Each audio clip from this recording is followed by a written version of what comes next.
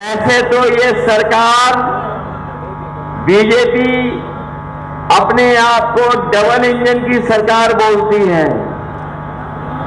जहां जाते हैं भारतीय जनता पार्टी के लोग उत्तर प्रदेश में, अक्सर हमने और आपने सुना होगा, वो ये कहते हैं कि डबल इंजन की सरकार है।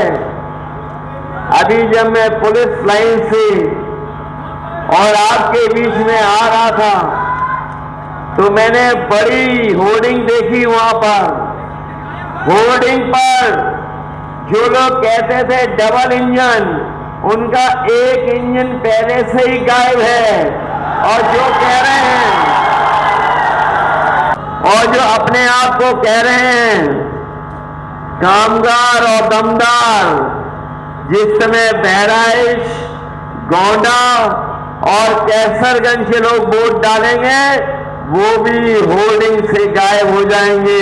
जो डबल इंजन के दावे करने वाले लोग, उनके दोनों इंजन गायब हो जाएंगे। और जो होर्डिंग आपने देखी होंगी, जिस खटारा इंजन के लिए ये वोट मांगने आ रहे हैं, वो खटारा इंजन तो कहीं दिखाई नहीं दे रहा है। इंजन दिखाई दे रहा है क्या? और दिखेगा भी कैसे? क्योंकि भारतीय जनता पार्टी ब्रह्मांड की सबसे झूठी पार्टी है, जो अपने आप को दावा कर रहे कि दुनिया में सबसे बड़ी पार्टी है। अगर उनके 10 साल का कार्यकाल देखोगे तो वो ब्रह्मांड की सबसे झूठी पार्टी है। और अब तक जितनी बातें उन्होंने कही हैं, उनकी हर बात झूठी निकली और उनका हर वादा झूठा निकला। हमारे किसान भाई भी आए होंगे, उनके परिवार के सदस्य लोग भी हैं, नौजवान उनके परिवार के हैं। बताओ, किसानों की कहीं आय दोगुनी हो गई हो तो बता दो। ना आय दोगुनी हुई, और महंगाई बढ़ा करके जो लागत बढ़ाई है, उससे हमारे किसान की आर्थिक स्थिति और खराब हो गई है। जिस समय सरकार को आगे आकर के मदद करनी चाहिए, उस समय सरकार ने किसानों को बाजार के ऊपर छोड़ दिया है। जो मुनाफा, जो लाभ उन्हें मिलना चाहिए था, सरकार नहीं दे रही है। हाल ही में जो फसल आपकी आई गेहूं की, अगर चाहती सरकार तो आपको ज्यादा कीमत दिलवा देती, आपको लाभकारी मूल्य दिला देती। लेकिन सरकार ने पूरा का पूरा आपको बाजार के भाव छोड़ दिया।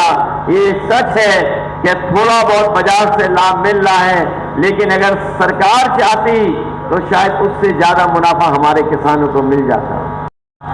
ये धोखा दे रहे हैं। वहीं हमारे किसान भाइयों को इन्होंने काले कानून ला करके संकट में फंसा दिया था।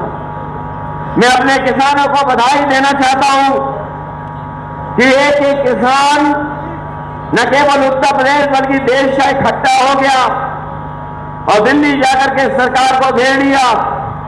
सालों साल बैठा रहा किसान, 1000 से ज्यादा किसान शहीद हो गया, लेकिन किसान नहीं हटा। किसान तब हटा वो दिल्ली से जब किसानों की मांग पूरी हो गई और तीनों काले कानून सरकार ने वापस ले लिए, तब किसान पीछे हटा।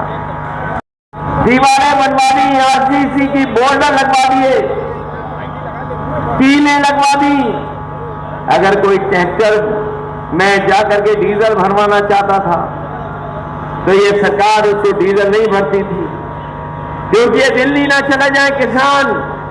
लेकिन मैं अपने किसानों को बधाई दूंगा कि इस आंदोलन को सफल बनाने के लिए हम अपने किसानों को आज ये भी भरोसा दिला रहे हैं कि जो आपकी लड़ाई रही है कि लाभकारी मूल्य आपको मिल जाए, कानूनी अधिकार एमएसपी का मिल जाए, हम आपको भरोसा दिला के जा रहे हैं। समाजवादी पार्टी और इंडिया गठबंधन ने तय किया है कि आने वाले समय में जब सरकार बनेगी तो हम अपने किसानों को लाभकारी मूल्य के साथ साथ उन्हें हम कानूनी अधिकार एमएसपी का दिलाने का काम करेंगे। एमएसपी का कानून अधिकार मिलेगा। इसके साथ साथ जिस तरीके से भारतीय जनता पार्टी ने बड़े बड़े उद्योगपतियों का कर्ज माफ किया, हमारे जागरूक लोग जानते होंगे, जब कर्ज माफ करने का फैसला भारतीय जनता पार्टी ने लिया तो उन्होंने नियम बनाया कि 5 करोड़ से ऊपर जिनका बैंकों का कर्ज है उनका कर्ज माफ हो जाएगा। ये बीजेपी के लोगों ने जानबूझ करके नियम बनाया, और नियम इसलिए बनाया कि वो किसानों का कर्ज माफ ना हो पाए। जो बड़े बड़े उद्योगपति थे जिनका 5 करोड़ से ऊपर बैंकों का कर्ज था, उनका 16 लाख करोड़ का कर्ज माफ कर दिया, 16 लाख करोड़ कर्ज माफ कर दिया। हमारा किसान जिसका केवल लाखों में कर्ज है, वो देखता रह गया, निराश हो गया। इस सरकार ने हमारे किसानों का, गरीबों का, लाखों का कर्ज माफ नहीं किया। वाले अपने भाइयों को कह करके जा रहे हैं, इंडिया गठबंधन ने तय किया और समाजवादी पार्टी ने कि आने वाले समय में दिल्ली में सरकार बनने जा रही है, हम अपने किसानों का भी उसी तरीके से कर्ज माफ करेंगे जिस तरीके से बड़े बड़े उद्योगपतियों का इन्होंने कर्ज माफ किया। कर्ज माफी के साथ साथ हम अपने किसानों को खुशहाल बनाने के लिए अगर मंडी बनवानी होगी तो मंडी बनवाएंगे, बिजली सस्ती देनी होगी तो बिजली सस्ती का इंतजाम करेंगे, और अगर सिंचाई का पानी भी मुफ्त देना पड़ा तो अपने किसानों को सिंचाई के लिए भी पानी मुफ्त देने का काम होगा। जहां किसान इस सरकार के खिलाफ खड़ा है, वहीं हमारा नौजवान भी तैयार हो गया है। नौजवानों ने भी फैसला ले लिया है कि इस बार भारतीय जनता पार्टी की सरकार बचेगी नहीं, क्योंकि जितना धोखा किसानों को मिला है उससे कई गुना ज्यादा हमारे नौजवानों का भविष्य इन्होंने अंधकार में डाल दिया। ये जो नौजवान यहां पर होंगे, जिन्होंने परीक्षा लिखने के लिए तैयारी की होगी, इस सरकार में जितनी भी परीक्षाएं हुई सबके पेपर लीक हो गए। कोई परीक्षा ऐसी नहीं पूरी हुई जिसमें पेपर लीक न हुआ हो। हमारे नौजवान जानते होंगे, कोई 1 नहीं, 2 नहीं, 3 नहीं, 4 नहीं, 10 से ज्यादा परीक्षाओं का पेपर लीक हुआ है। पेपर लीक होकर के हमारे नौजवानों का भविष्य अंधकार में डाल दिया।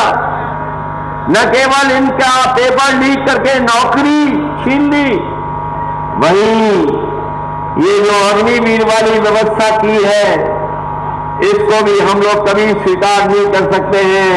जहां हम लोग नौजवानों को भरोसा दिला रहे हैं कि आने वाले समय में जो सरकारी नौकरियां हैं 30 लाख वो तो दी जाएंगी, और जो अधूरी नौकरी है अग्निवीर की, इस अग्निवीर व्यवस्था को हमेशा हमेशा के लिए खत्म करने का काम करेंगे।